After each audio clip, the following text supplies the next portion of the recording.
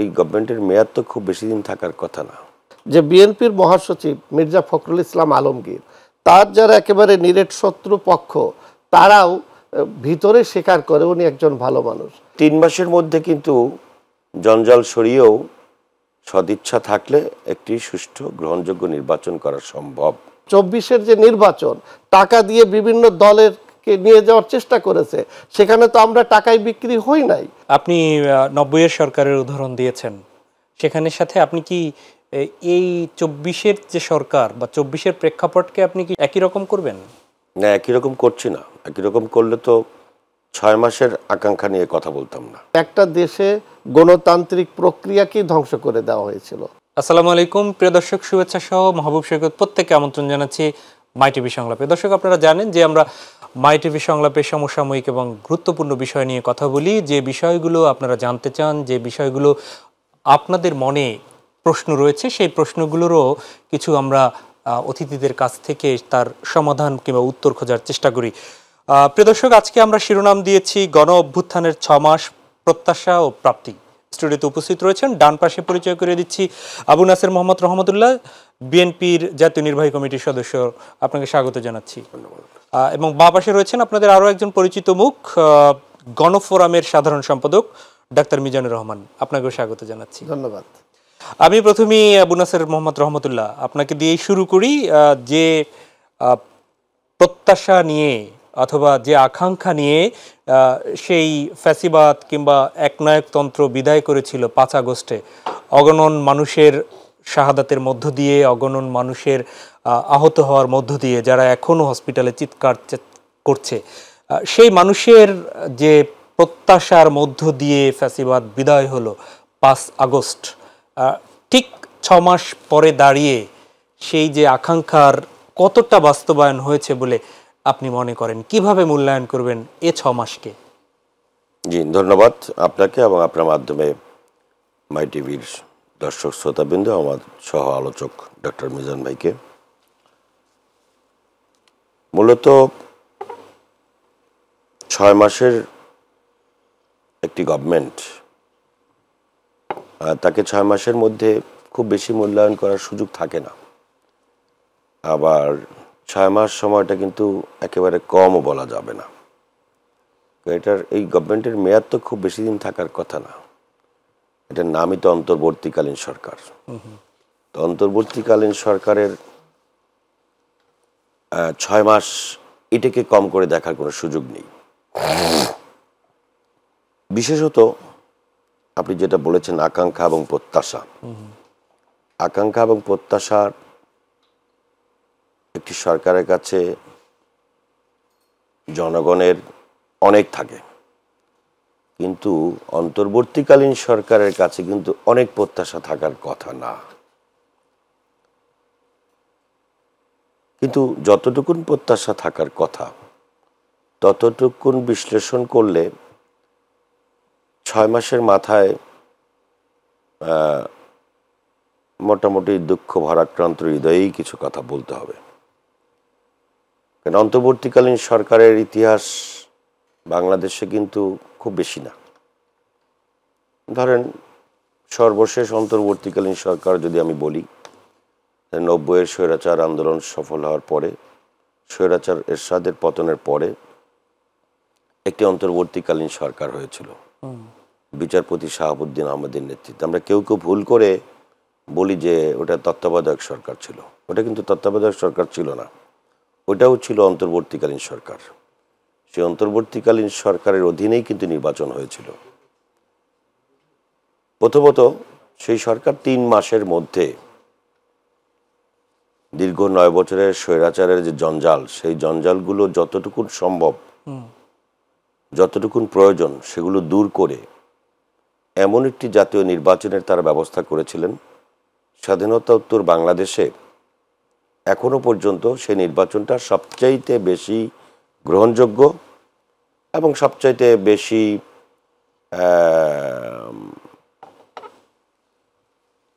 গ্রহণযোগ্য, নিরপেক্ষ, সব দিক থেকেই ওই নির্বাচনটা সবচেয়ে বেশি মানুষের কাছে এখনো পর্যন্ত স্মরণীয় হয়ে আছে। তো 3 মাসের মধ্যে কিন্তু জঞ্জাল সরিয়েও সদিচ্ছা থাকলে একটি সুষ্ঠু গ্রহণযোগ্য নির্বাচন করা সম্ভব, সেটা আমরা মনে করি। আকাঙ্ক্ষা কি ছিল? আকাঙ্ক্ষা ছিল স্বৈরাচারের পতন হবে, একনায়কতন্ত্রের পতন হওয়ার পরে গণতন্ত্রের যে মূল আকাঙ্ক্ষা, গণতান্ত্রিক বাংলাদেশ বিনির্মাণের পথে বাংলাদেশ এগিয়ে যাবে। আর সেটা নির্মাণের জন্য এই স্বৈরাচারের পতনের পরে সবচেয়ে বড় আকাঙ্ক্ষা ছিল প্রথম যে সকল এই আন্দোলনে যারা শহীদ হয়েছেন, যারা পঙ্গু হয়েছেন, যারা হাসপাতালে কাতরাচ্ছেন, তাদেরকে যথাযথভাবে মূল্যায়ন করা, চিকিৎসা নিশ্চিত করা এবং তাদের পরিবার তাদেরকে দেখভাল করা, এটা আমি মনে করি তাদের প্রথম দায়িত্ব ছিল। 6 মাসের মাথায় আমি যদি বলি, কিছুটা তারা করতে পেরেছেন, কিন্তু অনেকাংশেই তারা সেটা করতে পারেননি। রহমতুল্লাহ ভাই, আমি একটু হয়তোবা আলোচনার সামনে এগিয়ে যাবে, এই জন্য আপনাকে একটু থামালাম। আপনি 90-এর সরকারের উদাহরণ দিয়েছেন, সেখানের সাথে আপনি কি এই 24-এর যে সরকার বা 24-এর প্রেক্ষাপটকে আপনি কি সমানভাবে দেখছেন? 90-এ সরকার প্রধান পালিয়ে যাননি, 90-এ গোটা রাষ্ট্রযন্ত্র পুরোটা দলীয়করণ হয়নি, 90-এ অগণন মানুষের একসাথে 21 দিনে হাজার হাজার শহীদের রক্তের বন্যা বয়ে যায়নি। এটি আপনারা রাজপথে ছিলেন তখন, আমরা তখন একদম বোঝার মতো আমাদের সেই বয়সটা হয়নি, কিন্তু নিশ্চয়ই সেই সময়ের তুলনার সাথে এই সময়ে কি আপনি মূল্যায়নটা একই রকম করবেন? না, একই রকম করছি না। একই রকম করলে তো 6 মাসের আকাঙ্ক্ষা নিয়ে কথা বলতাম না। তখন ছিল 3 মাসের মধ্যেই সবকিছু শেষ হয়ে গেছে। বছর ছিল 9 বছর, এবং স্বৈরাচার বলতে বাংলাদেশের মানুষ চিনত এরশাদকে। তো 3 মাস পরে এখন 6 মাস নিয়ে কথা বলছি। জি, আবার যে 1 বছর নিয়ে কথা বলতে হবে না তার কিন্তু নিশ্চয়তা নেই। আমি আপনার কাছে ফিরবো। আমি একটু আকাঙ্ক্ষার জায়গায় আপনি কথা বলছিলেন, আকাঙ্ক্ষার দু একটা বিষয় শেষ করে দিলে ভালো হতো। জি বলেন। সেটা হচ্ছে যে আহত নিহতদের তালিকা করতে অনেকদিন সময় লেগেছে। আহতদের তালিকা আমার মনে হয় এখন পর্যন্ত তারা পরিপূর্ণ করতে পারেনি। আহতদের সহযোগিতা এখনো পর্যন্ত যথাযথভাবে তারা পৌঁছাতে পারেননি। এটা খুব দুঃখজনক। দ্বিতীয় যে বিষয়টা, সেটা হচ্ছে যে মানুষের দ্রব্যমূল্যের যে নাভিশ্বাস, মানুষ আওয়ামী লীগের দুর্নীতি, শেখ হাসিনা এবং তার পরিবারের একচেটিয়া মনোপলি ব্যবসা এবং লক্ষ লক্ষ কোটি টাকা বিদেশের পাচার করার মধ্য দিয়ে বাংলাদেশের যে অর্থনৈতিক যে মন্দা তৈরি করা হয়েছে, অর্থনৈতিক যে সংকট তৈরি করা হয়েছে, সেখান থেকে একটা বাস্তবিক অবস্থায় দাঁড় করিয়ে মানুষের দ্রব্যমূল্যকে নিয়ন্ত্রণ করে মানুষের স্বাভাবিকভাবে যাতে নিত্য প্রয়োজনীয় দ্রব্যমূল্য তাদের ক্রয় ক্ষমতার মধ্যে আসে, সেরকম একটা বড় প্রত্যাশা ছিল। জি, সেটা আমার মনে হয় যে ব্যর্থ তো হয়েছি, বরং তার থেকে এখন অনেক বেশি বাজারের মূল্য দাম বেড়েছে। মানুষ কিন্তু আবার আগের থেকে নাভিশ্বাস হয়ে উঠছে দ্রব্যমূল্যের বাজারের আগুনের কারণে। তৃতীয়ত, যে নির্বাচনের কথা বলার পরে ওনাদের ভ্রু কুঁচকে যায়, কারো কারো মুখ দিয়ে কিছু ফসকে কিছু কথাবার্তা বের হয়ে যায়। একটি দেশ অনির্বাচিত সরকার বেশি দিন পরিচালনা করতে পারে না। দেশকে যদি মানুষের গণতান্ত্রিক বাংলাদেশ বা গণতান্ত্রিক দেশে পরিণত করতে হয়, তাহলে একটি নির্বাচিত সরকারের কোনো বিকল্প নেই। সেজন্য নির্বাচনের জন্য প্রয়োজনীয় সংস্কারগুলো করে একটি সুষ্ঠু গ্রহণযোগ্য নির্বাচনের যে বাস্তবমুখী পদক্ষেপ, এখনো পর্যন্ত আমি মনে করি অর্ধেকও তারা করতে পারেননি। নির্বাচন প্রসঙ্গে নিশ্চয়ই আমরা কথা বলবো, অনেক আপনাদের কথা থাকার কথা। আমি একটু ডাক্তার মিজানুর রহমান আপনার কাছে আসি। একই প্রশ্ন, যেহেতু 6 মাস অতিবাহিত হয়েছে, আপনি আবু নাসের মোহাম্মদ রহমতুল্লাহর কথাগুলো কিন্তু শুনছিলেন। এক্ষেত্রে আপনার বিশ্লেষণ, আপনার পর্যবেক্ষণটা আমরা শুনতে চাই। ধন্যবাদ আপনাকে এবং আপনার মাধ্যমে মাই টিভির দর্শক শ্রোতাকে শুভেচ্ছা, এবং সেই সাথে আমার সম্মানিত সহ আলোক, তাকেও আন্তরিক শুভেচ্ছা। দেখেন, 5ই আগস্ট একটা বিশেষ পরিস্থিতিতে দীর্ঘ 15-16 বছরের বাংলাদেশে একটি স্বৈর শাসকের যে দুঃশাসন আমরা দেখেছি এবং দেশের সবগুলো রাজনৈতিক দল, বিশেষ করে আমরা যারা গণতন্ত্র, ভোটাধিকার এবং মৌলিক মানবাধিকারের জন্য রাজপথে আন্দোলন সংগ্রাম করেছি, সবাই আমরা একসাথে হয়ে একটা যৌক্তিক আন্দোলনকে সমর্থন করে মাঠে ছিলাম। এই পরিস্থিতিতে শেখ হাসিনা এবং তার বিশাল মন্ত্রী পরিষদ, 350 এমপি, তার দলের সমস্ত নেতাকর্মী একসাথে কয়েক ঘন্টার মধ্যে অদৃশ্য হয়ে যায়। এরকম পরিস্থিতির জন্য বাংলাদেশের মানুষ কখনোই প্রস্তুত ছিল না। যে মানে প্রস্তুত ছিল না কি এটা তারা মেনে নিতে পারছে না, না এরকম কোনোদিন ঘটবে তারা আসলে ভাবতেই পারে না? এরকম ঘটবে, এই ধরনের একটা প্রভাবশালী রাষ্ট্রপ্রধান যিনি তার বক্তব্যে, তার কথোপকথনে এবং তার রাষ্ট্র পরিচালনায় তিনি যেটা মনে করতেন যে এইটা বঙ্গবন্ধুর পরিবারের রাষ্ট্র, মুক্তিযুদ্ধ থেকে শুরু করে সব কিছু যেভাবে তার মধ্যে একটা অহংকার এবং তার মধ্যে যে ধরনের আচরণ ছিল, এবং সেই সরকার এইভাবে পালিয়ে যাবে এবং এরকম ঘটনা ঘটবে, এইটার জন্য প্রস্তুত ছিল না, সেটা আমি বলতে চাচ্ছি। কিন্তু এরকম হোক সেই আকাঙ্ক্ষাটা তো আকাঙ্ক্ষা ছিল, তাহলে কিন্তু আওয়ামী লীগ ভাবে নাই, সরকার ভাবে নাই যে আমাকে এইভাবে, দেশের মানুষও ভাবে নাই, দেশের মানুষ। আপনারা রাজনীতিবিদরা কি ভেবেছিলেন? আমরা জানি যে এই সরকার টিকবে না। কিভাবে আপনারা জানেন? 17 বছর আপনারা তো সেই সরকারের কিছু করতে পারেননি। আমরা সরকারের বিরুদ্ধে আন্দোলন সংগ্রাম করেছি, কিন্তু ফলাফলটা হচ্ছে এই যে একটি সরকার তার সকল রাষ্ট্রের যত বাহিনীগুলো ছিল, রাষ্ট্রযন্ত্রগুলো ছিল, সবগুলো এই বিরোধী দলগুলোর উপরে দমন নিপীড়ন করেছে।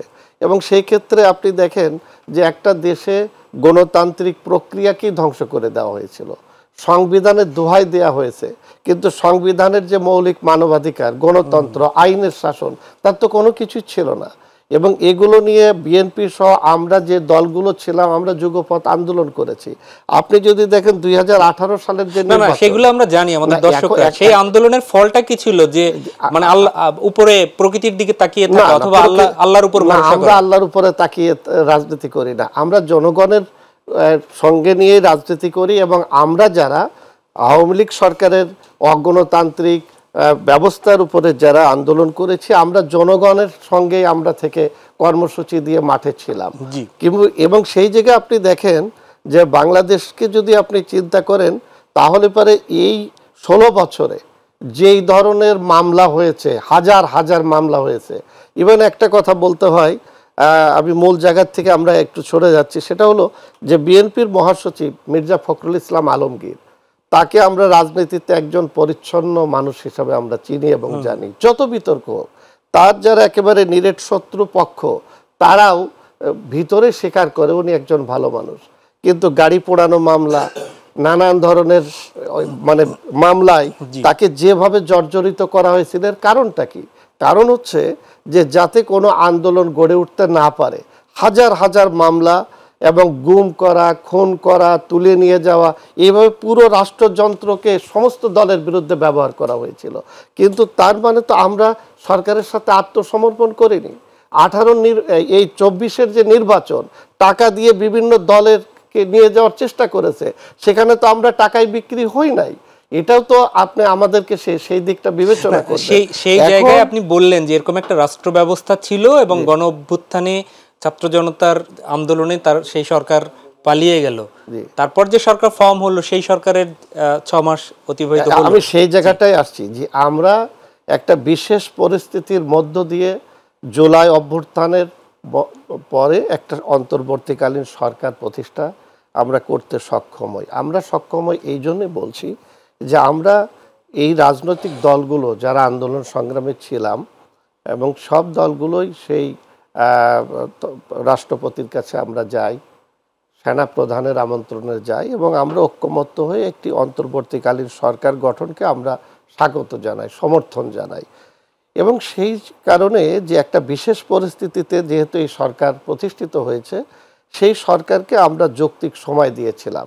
এই কারণে যে সরকারের কাজটা কি, মূল জায়গায় আমি কথাগুলো আসছি ফিরে, সেটা হচ্ছে যে সরকারের কাজ হচ্ছে যে তারা একটি আইন শৃঙ্খলার পুনরুদ্ধার করবে, নির্বাচন কমিশন যেটা ভেঙে পড়েছিল সেটাকে তারা পুনর্গঠন করবে এবং অবাধ সুষ্ঠু নিরপেক্ষ নির্বাচনের জন্যে তারা একটা পরিবেশ তৈরি করবে এবং নির্বাচনের মাধ্যমে একটি নির্বাচিত সরকারের কাছে দায়িত্ব হস্তান্তর করবে। এটাই কিন্তু তাদের দায়িত্ব এবং কথা ছিল। এখন সেই জায়গায় এই 6 মাসে আমরা যেটা বলেছি যে সরকার একটা রোড ম্যাপ ঘোষণা করুক যে সে কি করতে যাচ্ছে, কতদিনের মধ্যে সংস্কার করবে, কতদিনের মধ্যে নির্বাচন করবে, এই ধরনের যে প্রস্তাবগুলো আমরা সরকারের কাছে চেয়েছি। আমরা সরকারের সঙ্গে কয়েকবার দেখাও করেছি এবং আমাদের দল গণফোরাম ডক্টর কামাল হোসেনের নেতৃত্বে আমরা 2 বার দেখা করেছি। আর একবার জাতীয় ঐক্যের ব্যাপারে আমরা গণফোরাম সেখানেও দেখা করেছি। আমরা সব দল এই সরকারকে সমর্থন জানিয়েছি যে আপনাকে আমরা সমর্থন করছি, আপনি একটি অবাধ সুষ্ঠু নিরপেক্ষ নির্বাচনের দিকে যান। কিন্তু এখানে আমরা সরকারের মধ্যে একটা সমন্বয়হীনতা দেখেছি। যেমন যদি সমন্বয়হীনতা, যেহেতু আপনি 6 মাসেই সরকারের কার্যকলাপ নিয়ে কথা বলছেন, তার প্রথমটা ছিল যে এই সংবিধানের অধীনেই সরকার শপথ নিয়েছে এবং এই সংবিধানের অধীনেই তিনি রাষ্ট্র পরিচালনা করছেন। হঠাৎ করে দেখা গেল যে তারা রাষ্ট্রপতিকে অপসারণ করার জন্য একটা ইস্যু তৈরি করলেন। করার পরে প্রেস উইংয়ের যিনি প্রধান উপদেষ্টা, তিনি বললেন যে রাষ্ট্রপতিকে অপসারণ নিয়ে আমাদের সরকারের কোনো চিন্তা ভাবনা নাই বা আমরা সরকারের সঙ্গে কোনো দায়িত্ব নেইনি। কিন্তু পরদিনই আমরা দেখলাম যে সরকারের 2 জন উপদেষ্টা ডক্টর আসিফ নজরুল এবং নাহিদ ইসলাম, তিনি প্রধান বিচারপতির সঙ্গে দেখা করেছেন এবং বলেছেন রাষ্ট্রপতি হওয়ার জন্য তাকে অনুরোধ। এটা মিডিয়াতে পত্রিকায় আসছে। তাহলে এই যে সরকারের মধ্যে একটা সমন্বয়হীনতা। আবার আপনি যদি দেখেন যে তারা যে জুলাই ঘোষণা দেওয়ার জন্য যে জিনিসটা করলেন, যে তারা হঠাৎ করে 30 তারিখে বললেন ছাত্ররা যে আমরা এই সরকারকে আমরা বিপ্লবী সরকার ঘোষণা করব, সংবিধানের কবর রচনা হবে 31শে ডিসেম্বর, ইত্যাদি ইত্যাদি তারা ঘোষণা দিলেন। এটা মুজিববাদী সংবিধান, ভারতে লেখা হয়েছে, নানান ধরনের। এরপরে দেখা গেল যে সরকারের প্রধান যিনি প্রেস সেক্রেটারি, তিনি বললেন যে এই ঘোষণার সাথে সরকারের কোনো সম্পৃক্ততা নাই। কিন্তু ওই দিনই দেখলাম যে 2 জন উপদেষ্টা আবার যে ছাত্রদের সাথে এবং মিডিয়ার সামনে বলছে এই ধরনের ঘোষণাপত্র হওয়া দরকার, তারা পক্ষে বলছেন।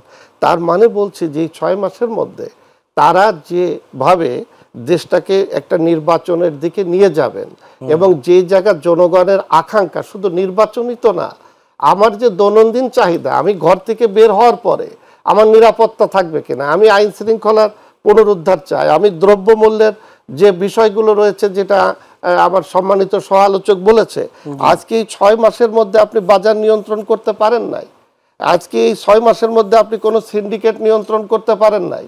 আপনি তো অন্তর্বর্তীকালীন সরকার বলতে কি বোঝায়? আপনি সরকার এই রাষ্ট্রের দায়িত্ব নিয়েছেন, আপনি সংবিধানের আলোকে শপথ নিয়েছেন, সকল রাজনৈতিক দলগুলো আপনাকে সমর্থন দিয়েছে, আপনাকে কোনো রাজনৈতিক দল ডিস্টার্ব করে নাই। তাহলে আপনি কেন এটা পারছেন না? আজকে বাজার নিয়ন্ত্রণ করতে পারছেন না, ডলার সংকট আপনি সমাধান করতে পারছেন না। আপনি দেখেন সরকারের মাঝপথে এসে, যেটা কোনোদিন কোনো সরকার করে নাই, আপনি হঠাৎ করে মানে প্রয়োজনীয় যে সমস্ত দ্রব্যগুলোর উপরে আপনি ভ্যাট বসিয়ে দিলেন, অতিরিক্ত কর আরোপ করে দিলেন।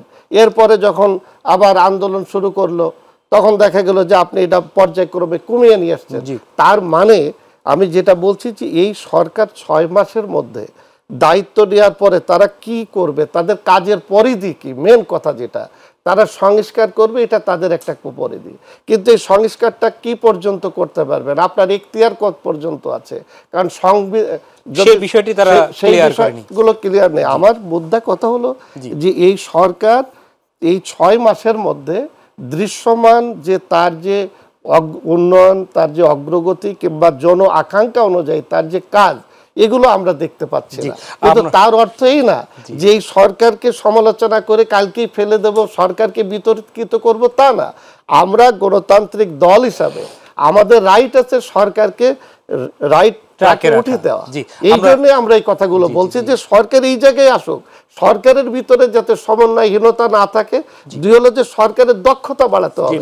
আজকে প্রশ্ন উঠেছে যে সরকারের দক্ষতা, আমাকে একটা বিরতিতে যেতে হবে, তারপরে আবার আলোচনায় ফিরব। জি অবশ্যই। প্রিয় দর্শক, নিচ্ছি ছোট্ট একটা বিরতি, সঙ্গেই থাকুন।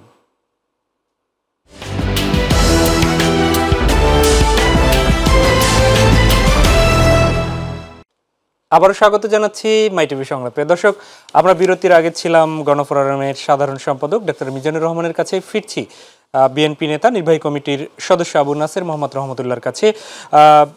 আবু নাসের মোহাম্মদ রহমতুল্লাহ ভাই, সেটা হচ্ছে আপনি এর আগে মূল্যায়ন করছিলেন, নির্বাচনের প্রসঙ্গে এসেছিলেন যে এন্ড অফ দ্য ডে নির্বাচন যত না হবে, এটি বিএনপি নেতা তারেক রহমানও সেটি স্পষ্ট করেছেন।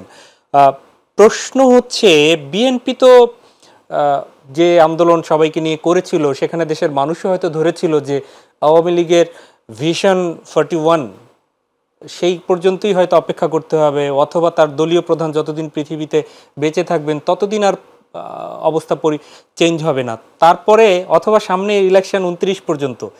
সেই জায়গায় হঠাৎ করে 6 মাসের আগেই আপনারা আপনাদের দল থেকে নির্বাচনটাকে গুরুত্ব দিচ্ছেন, যেখানে বারবার বলছেন যে সরকার এই বিষয়গুলো কন্ট্রোল করতে পারছে না। আবার আপনারাই বলছেন যে সরকারের ভেতরে দোসররা রয়ে গেছে। 15 বছরের যারা ম্যাজিস্ট্রেট ছিল তারা এখন সচিব, 15 বছর আগে যিনি এসপি ছিলেন তিনি এখন কমিশনার, এডিশনাল কমিশনার। তো সেই একদম সাফ করে না করে, এইগুলো ন্যূনতম এই বিষয়গুলো আস্তে আস্তে না করে নির্বাচনের জায়গায় গেলে আপনি কি নিশ্চিত যে অবাধ সুষ্ঠু নির্বাচন তাদের দিয়ে করা সম্ভব হবে? জি, ধন্যবাদ। আপনার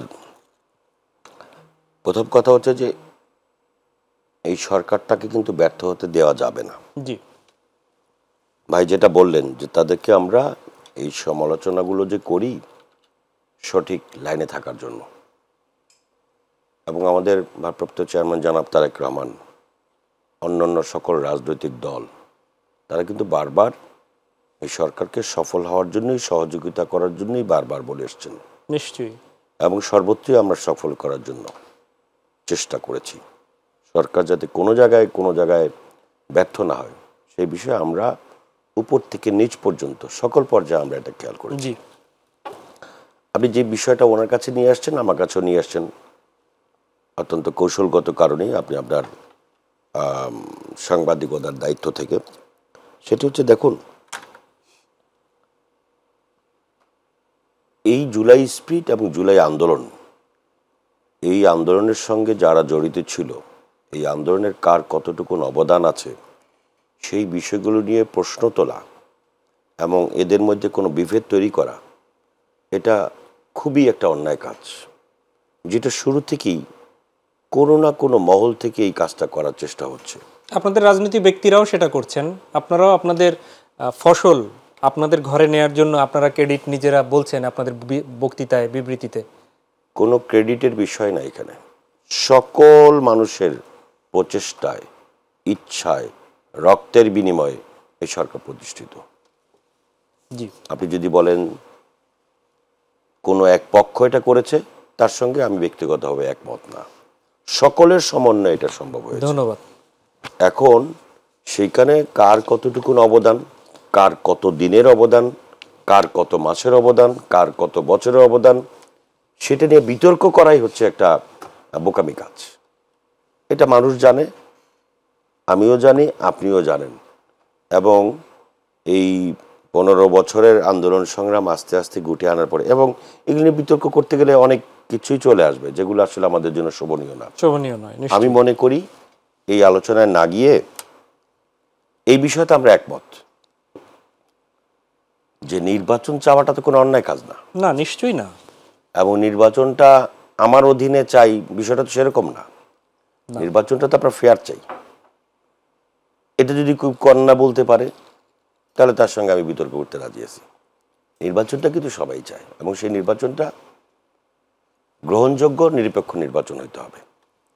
সেই গ্রহণযোগ্য নির্বাচন হওয়ার মধ্য দিয়ে একটি রাষ্ট্র পরিচালিত হলে সেটা ভালো, গ্রহণযোগ্য নির্বাচনের মধ্য দিয়ে একটি সংস্কার বাস্তবায়ন হলে সেটা ভালো, নাকি আবারও জোর করে কোনো কিছু চাপিয়ে দেওয়া, সেটা কি গণতান্ত্রিক, নাকি ওটাও এক ধরনের ফ্যাসিবাদী আওয়াজ? জোর করে চাপিয়ে দেওয়ার কোনো পূর্বাভাস আপনারা দেখছেন? আপনি যদি জোর করে বলেন যে অমুক সংস্কার করতে হবে, অমুক সংস্কার করতে হবে, অমুক সংস্কার করতে হবে, অথচ নির্বাচনের বিলম্ব করছেন, সেটাও তো এক ধরনের চাপিয়ে দেওয়ার মধ্যেই পড়ে। যে আমি একটু আবারও থামাই, সেটি হচ্ছে আপনার প্রশাসন সব ঠিক আছে, আওয়ামী প্রশাসনের যারা ছিলেন তারাই কর্তা ব্যক্তিরা আছেন, আওয়ামী লীগ এখনো রাজনৈতিক দল হিসেবে আছেন, তারা সবাই আছেন, গুটি কয়েক পালিয়ে গেছেন, বাকি কর্মী সমর্থকরা আছেন। তো সেই অবস্থায় কোনো কিছু সেটেল এখনো যেহেতু হয়নি যে তারা নির্বাচনে যাচ্ছে কি যাচ্ছে না, পারবে কি পারবে না, তারপরে হচ্ছে যারা সেই অবস্থায় কি বিএনপি মনে করছেন কিনা বা আপনি রাজনীতিবিদ হিসেবে মনে করছেন কিনা যে এখনকার যেভাবে প্রশাসন আছে 5 তারিখের পরে যতটুকু সাজানো হয়েছে সেই প্রশাসন দিয়েই নির্বাচন করলে ফেয়ার হবে, কিংবা গণভোটের যারা ভোট পাবে সেই তাদের ভোটের রায়টা সঠিকভাবে প্রতিফলিত হবে, এটা কি আপনারা মনে করছেন যে হ্যাঁ হবে, হয়েই যাবে? প্রশাসন কিন্তু নির্বাচনের সময় সরকার যদি সতর্ক থাকে তাহলে প্রশাসন কিন্তু নির্বাচনটা শুধু ব্যবস্থাপনার দায়িত্বে থাকে, প্রশাসন কিন্তু আপনার ফলাফল বের করবে না।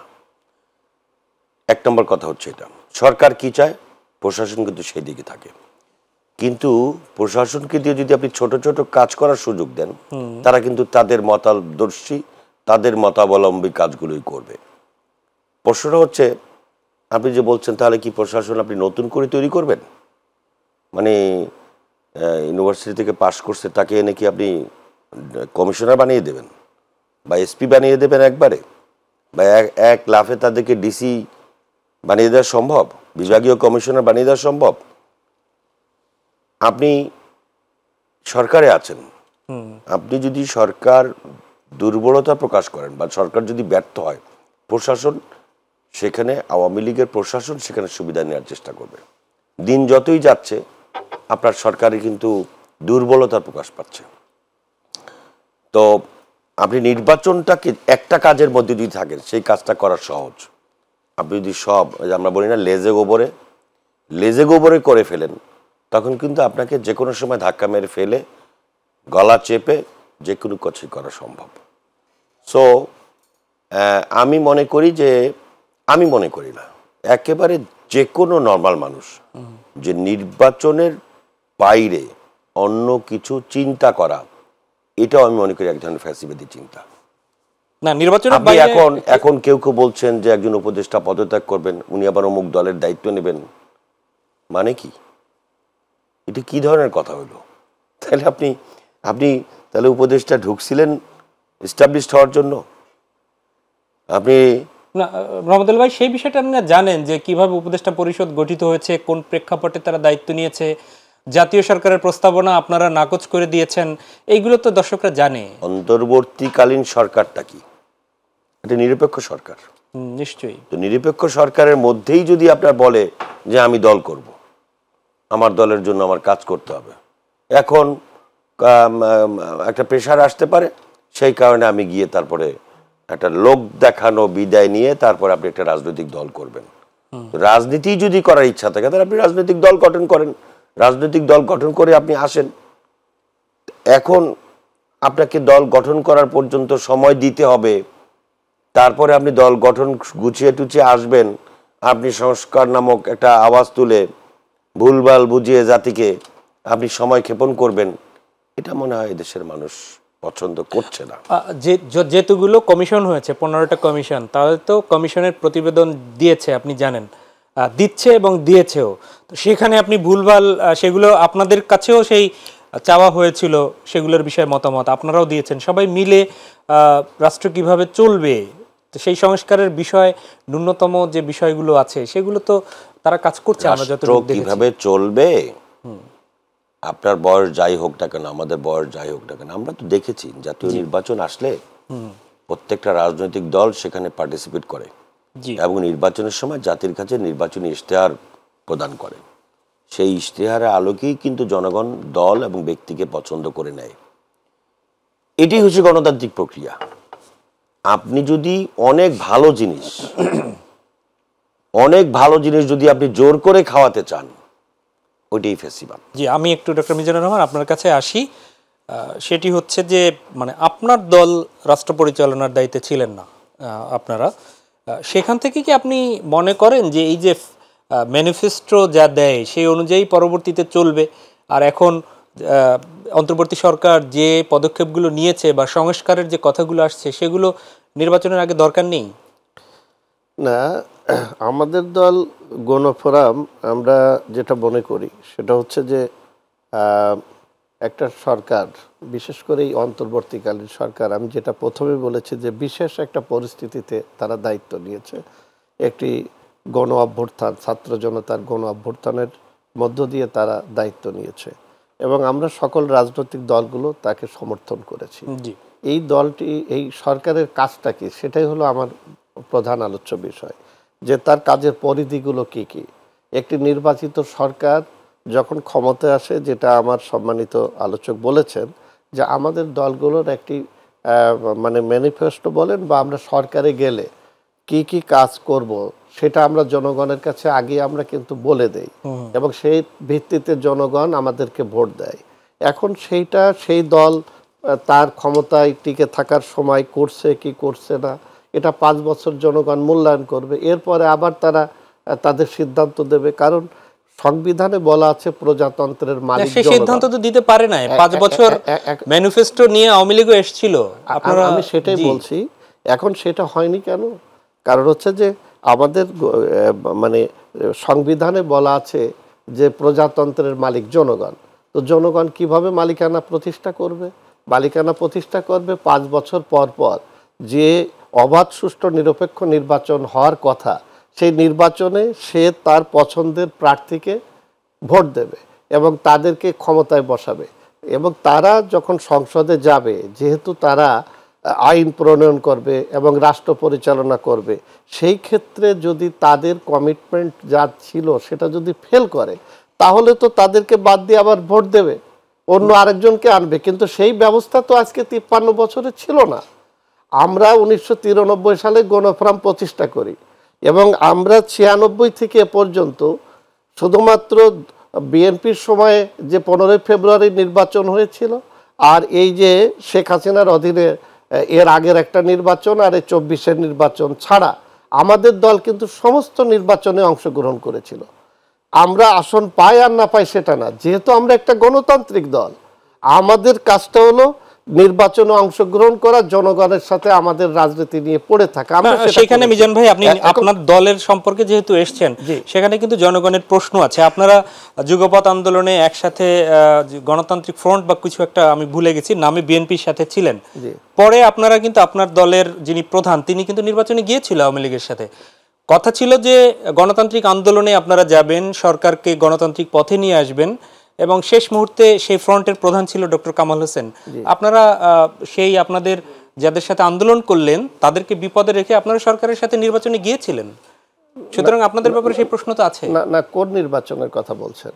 সর্বশেষ আপনাদের এবং সিলেট থেকেও আপনাদের সেই নির্বাচিত প্রতিনিধি হলো, আচ্ছা, এমপি হলেন।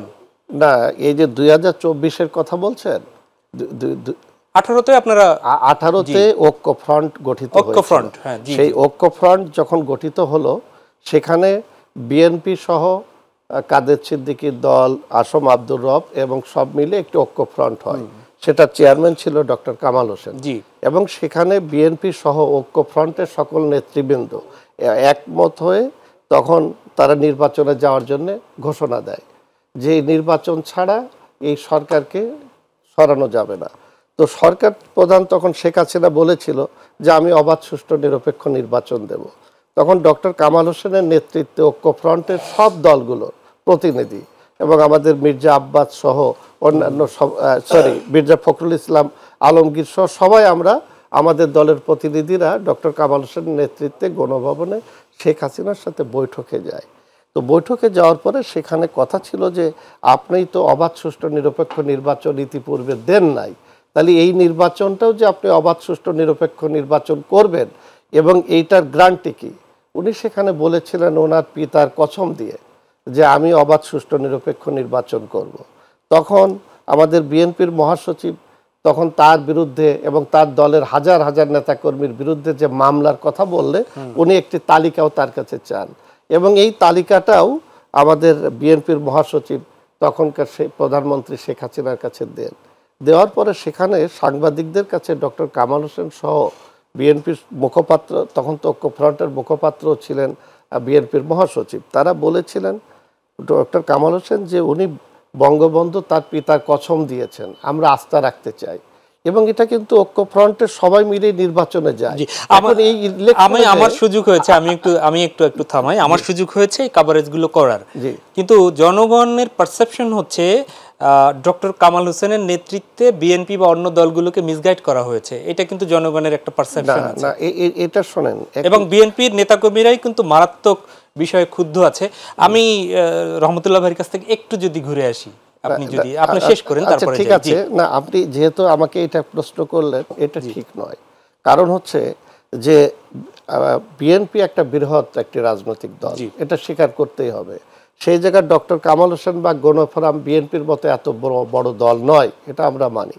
আমরা গণফোরাম প্রতিষ্ঠার পর থেকে আমরা একটি নিয়মতান্ত্রিক বা সাংবিধানিক সরকার আমরা সব সময় চেয়েছি, এবং সেই লক্ষ্যে আমরা কিন্তু এক সময় আপনি জানেন যে 11 দল থেকে 14 দলও করেছি, কিন্তু সেই জায়গাও আমরা 14 দল থেকে ফেরত চলে আসি নীতি প্রশ্নে।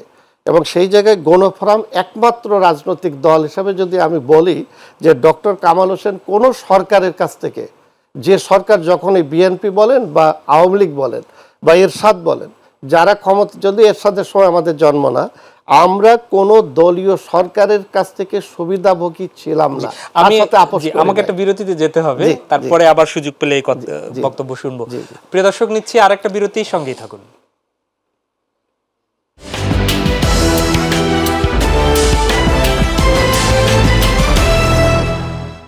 আবারও স্বাগত জানাচ্ছি মাই টিভি সংলাপে। দর্শক, আমরা কথা শুনবো এবার আবু নাসের মোহাম্মদ রহমতুল্লাহ, বিএনপি নেতা, আপনার কাছ থেকে। শুনছিলাম ডাক্তার মিজানুর রহমান, গণফোরামের সাধারণ সম্পাদকের কাছ থেকে কথা। আপনারা নিশ্চয়ই বলবেন আপনাদের কথাগুলো, কিন্তু আমার জানার যে বিষয়গুলো, দ্রব্যমূল্যর ব্যাপারে আমরা সরকারকে, অথবা যে সাধারণ মানুষ তো এটাই চায় যে দ্রব্যমূল্যটা যেন নিয়ন্ত্রণ থাকে, আমি আমার কষ্টপর্জিত অর্থ দিয়ে একটু যেন সুখে স্বাচ্ছন্দ্যে থাকতে পারি, দেশ যেই চালাক না কেন, এটি খুব একটা তাদের বিষয় থাকে না। সেখানটায় তো দ্রব্য মূল্য বা দ্রব্য যারা আমদানি করে, রপ্তানি করে, তারা সাধারণ মানুষ না, তারা ব্যবসায়ী, আর সেই ব্যবসায়ীরাই এখন রাজনীতিবিদ। আপনারা যারা আছেন, আমরা সরকারগুলোতে, সংসদে তাদেরকেই দেখেছি, তারাই নিয়ন্ত্রণ করে বড় বড় প্রতিষ্ঠানগুলো। তাহলে এবার তো রাষ্ট্র ক্ষমতায় কোনো সরকারি দল নাই, এই দ্রব্যমূল্য নিয়ন্ত্রণটা আসলে সরকার কেন করতে পারছে না বলে আপনার মনে হয়? আর মানে আপনাদের পর্যবেক্ষণ তো আছে, কেন পারছে না আসলে? এটা হচ্ছে সরকারের সদিচ্ছা নেই, আমি সেটা বলবো না, কিন্তু সরকারের অভিজ্ঞতার অভাব আছে, আর সরকারের কিছু সিদ্ধান্তের অপরিপক্কতা আছে। দেখুন, আপনি সারা বছর আমরা আওয়ামী সিন্ডিকেটের কথা শুনে এসেছি। সেই আওয়ামী সিন্ডিকেটের 2-4 জন লোক অ্যারেস্ট হয়েছে আমার জানা নেই। তো সেই ক্ষেত্রে তারা সেই সিন্ডিকেট কারা কারা সেটা প্রকাশ করতে পারেননি। তো এটা তো আপনাদের জন্য না পারে, আমরা বড় বড় দলকে দেখেছি, আওয়ামী লীগ সিন্ডিকেটকে কেউ বগলের তালে, কেউ পকেটের তালে নিয়ে নিয়েছে। জনগণের কাজ করার জন্য আপনার কারোর দিকে তাকানোর তো দরকার নেই। মানে আপনারা বড় বড় রাজনৈতিক দলরাই তো সেই সিন্ডিকেটকে আবার বড় বড় রাজনৈতিক দলের কেউ জড়িত থাকে, তাদের কি আপনি গ্রেফতার করবেন?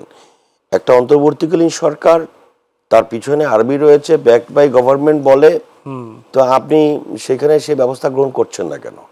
আপনি যৌথ বাহিনীর কাজটা কি? যৌথ বাহিনীর অভিযান চালান, যৌথ বাহিনীর অভিযান চালিয়ে আপনি এখন মানে বিএনপির নেতাকর্মীদেরকে হত্যা করার অভিযোগ আপনাদের বিরুদ্ধে আসছে। আওয়ামী লীগের সন্ত্রাসীরা এখনো পর্যন্ত বিভিন্ন জায়গায় আমাদের নেতাকর্মীদেরকে দাও ছুরি নিয়ে তারপর হামলা করছে। পুলিশ বলতেছে যে না, আমাদেরকে উপর থেকে বলা হয়েছে, তদন্ত শেষে তারপর গ্রেফতার করা হবে। ভাইরে, আওয়ামী লীগের আমলে কোনো তদন্ত ছাড়াই তো বহু মানুষকে গ্রেফতার করে তারপরে মৃত্যু পর্যন্ত, মৃত্যুর দিকে ঠেলে দেওয়া হয়েছে। আপনারাও কি এখন তাই চান? না, আপনি মামলা নেবেন, মামলা নিয়ে আপনি সিসিটিভি ফুটেজ আছে বা যে কোনো কিছু আছে, আপনি তাকে গ্রেফতার করবেন। কারণ একটা মানুষকে, আমি গতকালকে পঙ্গু হাসপাতালে গিয়েছিলাম, আমার বরিশালের একজন বিএনপি নেতা, তাকে রাত 1টার সময় মোটরসাইকেল দিয়ে যাচ্ছে, এমনভাবে কুপিয়েছে। কোনো মানুষকে এইভাবে কোপাইতে পারে আপনি দেখতে বিশ্বাস করবেন না। তার মাথা থেকে শুরু করে পা পর্যন্ত সমস্ত জায়গায় চাপাতির কোপ, পিছনে তাকে কোপ দেওয়া হয়েছে, অর্থাৎ তাকে লাশ ভেবে তারপর চলে গিয়েছে। কারা করেছে এটা? প্রতিপক্ষ না রাজনৈতিক অবশ্যই এটা আওয়ামী লীগের কাজ, কারণ এই সময়ে ঘাপটি মেরে থাকা, ওই যে বললাম যে ঘাপটি মেরে থাকা সন্ত্রাসীদেরকে দমন তো করতে পারেনি তারা বাজারের যেরকম ঘাপটি মেরে থাকা সিন্ডিকেট সদস্যদেরকে গ্রেফতার করতে পারেনি। তারা ঘোষণা দিয়েছে ক্যান্টনমেন্টে লুকিয়েছিল 612 জন না কতজনের কথা, তাদের কাউকে আজ পর্যন্ত জাতির সামনে নাম প্রকাশ করেনি, তাদেরকে গ্রেফতার করতে পারেনি। মাত্র 15 দিন আগে শুনলাম আমাদের এই যে কাওয়া কাদের, সেও নাকি দেশেই ছিল, এখন নাকি সে দেশের বাইরে গিয়েছে। এরপরে এই সরকারের প্রতি আস্থা রাখাটা তো খুব কষ্টকর। আপনার কাছে আমি ফিরবো, সময় এ পর্বে আমরা খুব বেশি পাবো না। ডক্টর মিজানুর রহমান, আপনার কাছে আবার ফিরি। সেটি হচ্ছে যে আপনারা বিভিন্ন সংস্কারের কথা বলছেন, সেখানে নির্বাচনের কথা বলছেন, নিশ্চয়ই জনগণ নির্বাচন চায়, কিন্তু এই নির্বাচনের জন্য তো রাজনৈতিক দল অপরিহার্য। আপনারা রাজনৈতিক দলগুলো এই প্রেক্ষাপটে এই যে জন আকাঙ্ক্ষা তৈরি হয়েছে, আপনাদের একটা আকাঙ্ক্ষা, সাধারণ মানুষের একদম একটা আকাঙ্ক্ষা, সাধারণ জনগণের সেই আকাঙ্ক্ষার আলোকে আপনারা রাজনৈতিক দলগুলো কতটা নিজেদেরকে সংস্কারের মধ্যে আনতে পেরেছেন, নিজেরা কতটুকু প্রস্তুত আপনারা? দেখুন, আমরা বিশেষ করে গণফোরামের কথা বলছি, এবং আমরা সব রাজনৈতিক দলই যারা রাজনীতি করছি, আপনি জানেন যে নির্বাচন কমিশন কর্তৃক আমাদেরকে নিবন্ধন দেওয়া হয়, জি, এবং প্রতি বছর আমাদের আয় ব্যয়ের যে হিসাব সেটা নির্বাচন কমিশনে দাখিল করতে হয়, এবং আমাদের দলের কর্মকাণ্ডগুলো সময়ে সময়ে নির্বাচন কমিশনকে অবহিত করতে হয়। যেহেতু আমরা একটি নিবন্ধিত দল, সুতরাং সরকারের কাছে অর্থাৎ নির্বাচন কমিশনের কাছে আমাদেরও কিন্তু দায়বদ্ধতা আছে। আমরা একটি গণতান্ত্রিক প্রক্রিয়ায় একটি রাজনৈতিক দল চলতে পারি না। যেমন আমাদের গঠনতন্ত্রে আছে 3 বছর পর পর জাতীয় সম্মেলন। এইগুলো তো পেপারের কথা, পেপারের না, এগুলো আমরা আমাদের কর্মকাণ্ডগুলো নিবন্ধন তো দল হিসাবে আমাদের যে গঠনতন্ত্র সেই প্রক্রিয়ায় আমাদের জেলা সম্মেলন, কেন্দ্রীয় কাউন্সিল ইত্যাদি করি। এখন এই প্রক্রিয়ার মধ্য দিয়ে আমাদের দলগুলো চলে। সেখানে যে বিষয়টা নিয়ে আপনি হয়তো আমাকে বোঝাতে চাচ্ছেন, যেটা প্রশ্ন উঠেছে রাজনৈতিক দলগুলো সংস্কার করে, এই কারণে যে রাজনৈতিক মাঠে যারা থাকে, জাতীয় নির্বাচন আসলে আমরা দেখি যে তাদেরকে মনোনয়ন দেওয়া হয় না। যারা নির্বাচন করার জন্য মাঠে জনগণের সাথে সম্পৃক্ত থেকে কর্মী বান্ধব, তারা দেখা যায় যে বড় দলগুলোর থেকে মনোনয়ন পায় না। এতে করে দেখা যায় অরাজনৈতিক ব্যক্তি এবং ব্যবসায়ী এদের সংখ্যাটাই বেশি নির্বাচনের মাধ্যমে চলে আসে। তো এতে করে দেখা যায় যে রাজনীতিটা রাজনীতিবিদদের কাছে যখন থাকে না, এবং জনপ্রতিনিধি নির্বাচনের ক্ষেত্রেও আমরা সৎ এবং গণতন্ত্র মনা কিংবা জনগণের কাছে দায়বদ্ধ এরকম রাজনৈতিক ব্যক্তিদের সংসদে পাঠাতে পারি না। এই জন্যেই রাজনীতির একটা আকাল আমাদের মধ্যে হয়, যে কারণে আপনারা এইগুলো সংস্কারের কথাগুলো বলেন। সেই জায়গায় কাগজে যেভাবে আছে সেইভাবে আসলে মনোনয়নগুলো দেওয়া হয় না। এবং এই 5ই আগস্টের পরে আপনারা কি এবার সেরকম প্রার্থী আমরা সবসময় আমাদের দল সে সময় বাছাই করে। আর আমি সর্বশেষ একটি কথা আপনার কাছে আমার একটু বলতে হয়, এটা আমার আত্মপক্ষ সময় দেয়, সেটা হলো যে 18 নির্বাচনে আপনি যে কথাটা বললেন যে ডক্টর কামাল হোসেন আওয়ামী লীগের সাথে তার সম্পর্ক রেখেছিল বা ইত্যাদি, আমি বলিনি, জনগণের একটা পারসেপশন এটি আছে, আমি কেবল এটি আমি এক গণমাধ্যম হিসেবে সংবাদ করতে গিয়ে দেখেছি সেটি না। সেটা হলো যে ওই নির্বাচনে যাওয়াটা সঠিক ছিল কি বেঠিক ছিল, বিএনপির নেতাকর্মী কিংবা অন্য যারা আমাদেরও নেতাকর্মীরা তারা প্রশ্ন তুলেছে। প্রত্যেকটা দলই নির্বাচনের পরে সেখানে কিন্তু তারা নির্বাচন নিয়ে তাদের একটা পর্যালোচনা হয়। সেই জায়গায় যে কথাগুলো উঠেছিল যে শেখ হাসিনাকে বিশ্বাস করা আমাদের ঠিক হয়নি, এবং তিনি যেভাবে নির্বাচনের প্রথম অর্ধে যে আলোচনাগুলো করেছিল, এবং আপনি দেখেন ডক্টর কামাল হোসেন তার এই 85-86 বছর বয়সে সারা বাংলাদেশে তিনি ঘুরে বেড়িয়েছেন এবং জনমত তৈরি করেছেন একটি অবাধ, সুষ্ঠু, নিরপেক্ষ নির্বাচনের জন্য। এই নির্বাচনে বিএনপি 6টি আসন পায়, গণফোরাম 2টা আসন পায় এই 18 নির্বাচনে। এরপরে যেভাবে হোক আমরা সংসদে দুই পক্ষই আমরা যাই, কিন্তু সেখানে আপনারা খেয়াল করে দেখবেন যে কথাটাই যে বললেন যে জনগণের পারসেপ্ট, সেখানে আপনি খেয়াল করে দেখেন যে শেখ হাসিনা সংসদে দাঁড়িয়ে ডক্টর কামাল হোসেনের বিরুদ্ধে যে সমস্ত মিথ্যাচার করেছে, ওবায়দুল কাদের যে ধরনের মিথ্যাচার করেছে, মতিয়া চৌধুরী ডক্টর কামাল হোসেনের অনুপ্রণীত সংসদে না, শুধুমাত্র ঐক্য ফ্রন্ট করে বিএনপিকে নির্বাচনে নিয়ে যাওয়ার জন্য এগুলো করা হয়েছে। শেষ আপনাকে একটা কথা বলি, শেখ হাসিনার আক্রোশ ছিল যে ডক্টর কামাল হোসেন কেন বিএনপির সঙ্গে ঐক্য ফ্রন্টে গেল, এবং এই ব্যাখ্যায় আজকে আমি আপনার মাধ্যমে জনগণকে বলি যে আমরা 90-এ একটি মানে যে আমরা 90-এ স্বৈরাচার বিরোধী আন্দোলন করেছিলাম, সেখানে 3 জোটের রূপরেখা প্রণয়ন করা হয়েছিল।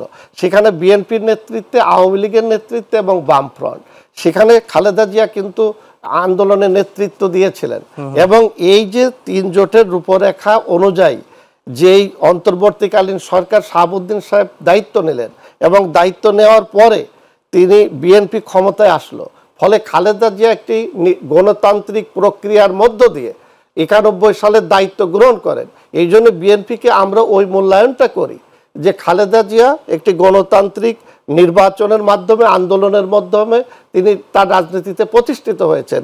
এই জন্যে আমরা গণফোরাম যে ঐক্য ফ্রন্টে বিএনপির সঙ্গে গিয়েছি, এই জন্যে আওয়ামী লীগ এবং তার নেতাকর্মীরা নানানভাবে তাদের মিডিয়া থেকে ট্যাগ করে কামাল হোসেনকে বিতর্কিত করার জন্য এই কথাগুলো বলে থাকে। ধন্যবাদ। আমি রহমতুল্লাহ ভাই আপনার কাছে আসি, সেটি হচ্ছে যে নিশ্চয়ই নির্বাচন জন আকাঙ্ক্ষা, এটি অন্যতম জন আকাঙ্ক্ষা, এবং সেখানে আপনাদের রাজনৈতিক দলের আপনারা চাইবেনই। প্রশ্ন হচ্ছে যে নির্বাচন করার জন্য সংস্কারের কথা বলছেন, একই সাথে চলতে পারে, এটি জামাতও বলছে। পাশাপাশি তারা দেখেছি যে 6 জেলায় 32 আসনে প্রার্থীও ঘোষণা করে দিয়েছে। আপনারা কতটুকু প্রস্তুত? আপনাদের কারা করবেন নির্বাচন, কোন আসন থেকে কে করবেন, নাকি 18-র মতো 3 জন করে দিবেন? কি কোনো কিছু আপনাদের গ্রিন সিগন্যাল হাইকমান্ড থেকে দেয়া হয়েছে? দেখুন, আপনি রান্না হয়ে গেছে, চুলায় দিয়েছেন, খাবার রান্না হয়ে গেছে, এখন মেহমান আপনি আসেন না, এই জন্য কি চুলা থেকে রান্না নামাবেন না? এটা কি দায়িত্ব আপনার? বিষয়টা হচ্ছে যে আপনার নির্বাচন দায়িত্ব, আপনি আপনার দায়িত্ব পালন করবেন। মেহমান কয়জন আসলো তার উপরে তো রান্না নামানোর সিদ্ধান্ত নির্ভর করে না। তো নির্বাচনের জায়গায় থাকবে, নির্বাচনের গতিতেই চলবে। নির্বাচনী সংস্কার যতটুকুন প্রয়োজন, আমার মনে হয় এর বাইরের কোনো সংস্কার এই সরকার করতে গেলে সেটা তাদের জন্য হিতে বিপরীত হবে, হচ্ছে অলরেডি। পারসেপশন 6 মাস আগে এই সরকারের পক্ষে যেরকম ছিল, সে পারসেপশন কিন্তু এখন নেই। এখন সংস্কার আপনারা প্রস্তাবনা দিতে পারেন। পারসেপশন কি আপনাদের পক্ষে চলে গেছে? আমাদের পক্ষে তো থাকা দরকার বেড়ে গেছে, আমার পক্ষে থাকা দরকার নেই। আপনার মনে আছে আমাদের ভারপ্রাপ্ত চেয়ারম্যান তারেক রহমান সাহেব গত 15 বছর যে আন্দোলন করেছেন, শেষ মুহূর্তে যখন তত্ত্বাবধায়ক সরকার বাতিল করা হলো, তিনি বলেছিলেন যে ভোটের অধিকার প্রতিষ্ঠা করার জন্য আমার দল, আমার জোট এবং আমার হাতকে শক্তিশালী করুন। ভোটের অধিকার পাওয়ার পরে আপনি যাকে ইচ্ছা তাকে ভোট দেবেন। জি, আপনারা প্রস্তুত কতটুকু? আপনাদের প্রার্থী, আমার প্রস্তুতি তো আপনার উপর নির্ভর করে না। আমি যদি প্রস্তুত না থাকি, জনগণ যদি আমাকে পছন্দ না করে, আমাকে ভোট না দেয়, যাকে ভোট দিবে তারাই নির্বাচিত হবে, তারাই দেশ চালাবে। জনপ্রতিনিধি নির্বাচিত হবে, জনপ্রতিনিধিরা দেশ চালাবে। সেখানে তো কোন প্রতিনিধি আমার পছন্দ এটা বেছে নেওয়ার দায়িত্ব কিন্তু কোনো অন্তর্বর্তীকালীন সরকারের নয়। সামনে ইলেকশনের সময়টা যতটুকুই হোক না কেন, আপনারা দ্রুত চাচ্ছেন বা জনগণ মনে করে, এই সময়টায় রাজনৈতিক দলগুলোর ঐক্যটা কতটুকু জরুরি মনে করেন? একদমই 1 মিনিটে আপনি বলুন। সকল ফ্যাসিবাদ বিরোধী জাতীয় ঐক্য, এটা কিন্তু এই সরকারের একটা বড় সফলতা। জি, দেশের স্বাধীনতা সার্বভৌমত্ব রক্ষায় জাতীয় ঐক্যের ঘোষণা, এটি কিন্তু এই সরকারের একটা বড় সফলতা। সরকারের মধ্যে কিছু পরিচ্ছন্ন ব্যক্তিকে নিয়ে সরকার প্রতিষ্ঠা করা, এটা কিন্তু একটা বড় সরকারের সফলতা। আমরা যে সরকারের সবকিছু বিরোধিতা করছি, বিষয়টা তা না। এই ফ্যাসিবাদ বিরোধী জাতীয় ঐক্য মাঠ পর্যায়ে যতদিন আমরা জিয়ে রাখতে পারবো, ততদিন পর্যন্ত এই দেশের মানুষ ফ্যাসিবাদ মুক্ত থাকবে। অনেক ধন্যবাদ। আজ ফ্যাসিবাদ বিরোধী যে সমস্ত রাজনৈতিক দল, ব্যক্তি, তাদের মধ্যে যদি অনৈক্যের সুর বেজে ওঠে, তাহলে এই দেশের গণতন্ত্র ক্ষতিগ্রস্ত হবে। অনেক ধন্যবাদ। একই প্রশ্ন, একদমই 1 মিনিট সময় দিব। আপনারা কোন জোটে যাচ্ছেন, সিদ্ধান্ত কি হয়েছে? আর জাতীয় ঐক্য, আপনাদের তো দেখেছি যে ইসলামিক দলগুলোর সাথে দূরত্ব আছে, সেটি কি কোনো ঘোচার সম্ভাবনা আছে কিনা? 1 মিনিট একটু বলুন। আমরা গণফোরাম বিশেষ করে জি 2018-তে ঐক্যমত্য হয়ে আমরা বিএনপি সহ সমমনা দলগুলো নিয়ে আন্দোলন করেছিলাম, নির্বাচনে গিয়েছিলাম, এবং শেখ হাসিনা নির্বাচনে দিনের ভোট রাতে করে ঐক্যফ্রন্টের সাথে প্রতারণা করেছিল, এটা জানেন, একটু আগেই বলেছি। এরপরে আমরা কিন্তু বিএনপি সহ যুগপৎ আন্দোলনে ছিলাম জি। এই গত 5 বছর ধরে একটি অবাধ সুষ্ঠু নিরপেক্ষ নির্বাচন করা, এবং সেই জন্যে সরকারের পদত্যাগ চেয়ে আমরা আন্দোলন সংগ্রাম করেছি।